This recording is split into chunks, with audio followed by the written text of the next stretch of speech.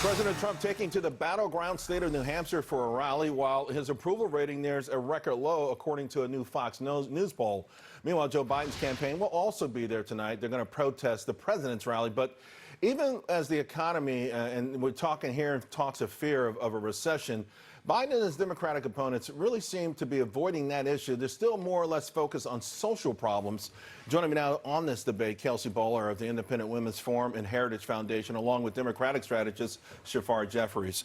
Kelsey, let me start with you. I read something I think was in the Washington Post that, maybe recession falls into the lap of Democrats, but the idea is to focus on the culture war. That's what's going to win against President Trump. The culture war is certainly important on both sides, and both sides have an opportunity there.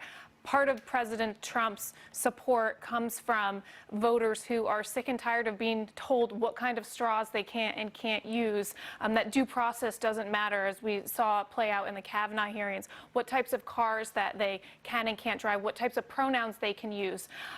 So President Trump has an opportunity to highlight that. He is a fighter in that regard. I think he does need a strong economy backing him up.